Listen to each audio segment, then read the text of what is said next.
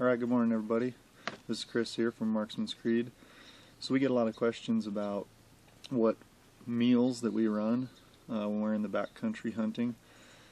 So we've tried a variety of freeze-dried meals and never were really satisfied with what they had to offer. They were either too salty, just kind of tore your guts up. You know, they weren't filling enough, didn't like the taste, whatever it may be. So last spring we decided to venture out on our own and get our own freeze dryer machine. So we bought a Harvest Right freeze dryer. We bought the medium size. It's a 4-tray system. But we wanted to be able to make food that we normally eat, freeze dry it, and then have that in the backcountry. It just doesn't get any better than that.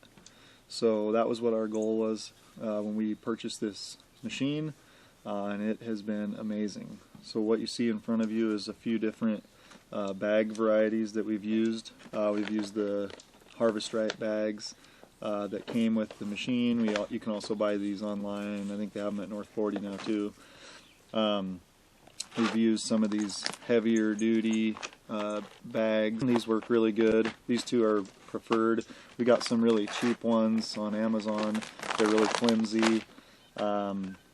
They work okay, but probably not going to get multiple uses out of them. We reuse all of these bags. We just seal them up close to the top with the sealer machine. And so we just take a knife and cut it off right at the seal. Eat it. You have to pack it out anyway because it's garbage. But we just end up taking it home and washing it out and reusing them. We just seal it up towards the top really high, cut it off, and probably get 4 or 5 uses out of a bag.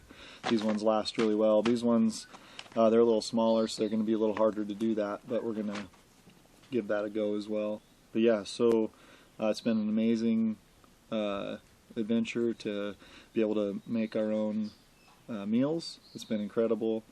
I encourage anybody that has the opportunity to do so, do it. It's worth it.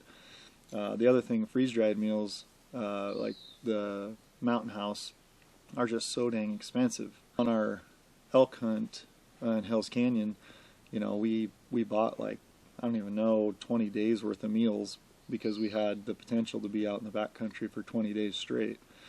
And that, gets super expensive. With these meals, we're making meals for $2-3 a piece, maybe $4 at the most. Obviously there's a cost with the machine, but we've made probably 350 meals so far with that machine, so it's definitely going to pay off pretty quick. So we've gone over the bags here. So it's early in the morning up here on the mountain, so I'm going to have this breakfast mix that we made. We just cut it either with a knife or scissors right up on that seal line so we can reuse it and have enough room. So open her up, take out the oxygen absorber. You always want to put those in there when you're making them. So this one's got some eggs, looks like some burger, maybe a little bit hash browns in there.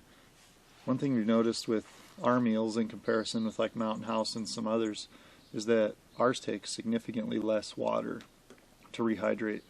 That's a huge benefit when we're out in the middle of nowhere and water, is scarce. Obviously saving more of that water to be able to rehydrate your body versus dumping it into a meal to rehydrate it is a huge bonus. So that's been a huge kind of a surprise, and I think it has to do with just the amount of salt and preservatives or whatever that are in those Mountain House meals and all those other brands. But when we're making them ourselves, we've noticed that water needed per meal with the same amount of food is significantly less. So if you've watched any of our videos, you've seen that we cook a lot of our own freeze-dried meals along the trail, wherever we're at. When we get a little hungry, we just stop and brew it up real quick. We use the Camp Chef Striker system, obviously a smaller fuel container for when we're in the backcountry, but up at camp here, this is the big one. We have the big one mounted on there.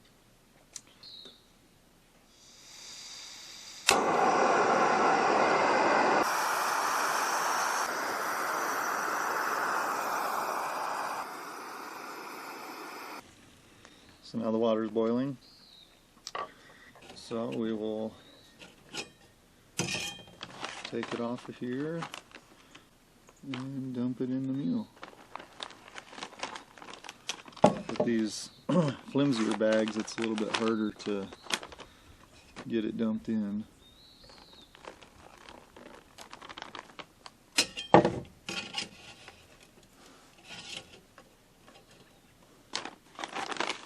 So, just basically put enough water in there to cover all the food up, work it around.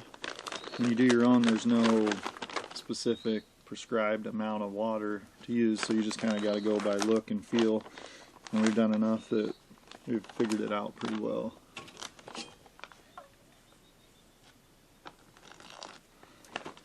Just a little bit more. I basically just fold the lid, fold the top over, and let it sit probably 5-10 minutes at the most. It's pretty warm if you don't, if you eat it sooner than that. One thing we've noticed with our freeze-dried meals versus Mountain House and others is that it takes a lot less time to rehydrate too, and it seems like it rehydrates better. Overall, it's been an awesome experience. We'll definitely show you some clips of the freeze-dry machine. Obviously, there's a lot of maintenance things you have to do with that machine. You know, there's a lot of good videos online, so I won't bore you with all that stuff. You can look that up if you have a machine and you want to know how to use it and maintain it. But overall, we've been extremely happy, and yeah, that's a little bit of insight into what we do for meals. Obviously, we have a lot of snacks and different things that we bring along the trail as well, you know, protein bars and stuff like that. But for the main course meals, this is what we do, and it's been awesome, and it's made us definitely feel a lot better along the trail. Feel like we have more energy, not so dehydrated. It's been pretty incredible. I encourage you all to go buy a machine, and we are not sponsored by Harvest Ride at all. It's just that's what we chose to use. There may be something else out there that you want to use, but been pretty great experience for us, and yeah, that's what we use.